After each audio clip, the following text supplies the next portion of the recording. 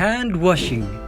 Purpose: to reduce the number of microorganisms on the hand, to reduce the risk of cross-contamination, to reduce the risk of transmission of infectious organisms to oneself. Hello everyone! Yoroshiku onegaishimasu! Let's start! Prepare the materials: soap and disposable towel. Nails should be kept short. Remove all jewelry.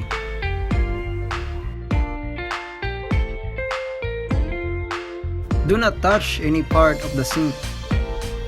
Open the faucet and adjust the flow of water. Wet hands and lower forearm under running water. Keep hand in downward position.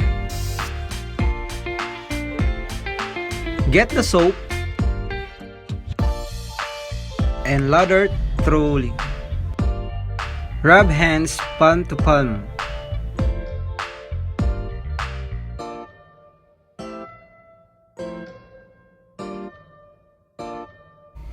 Right palm over left back of the hand with interlaced fingers and vice versa.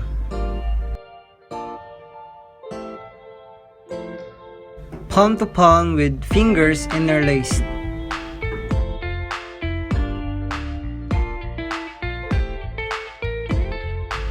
Back of fingers to opposing palms with fingers interlocked.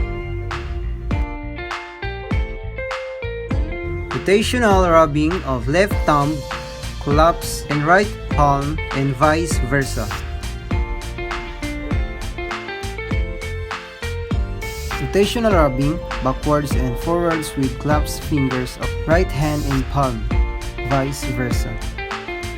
Rinse hands with water. Dry thoroughly with single-use towel.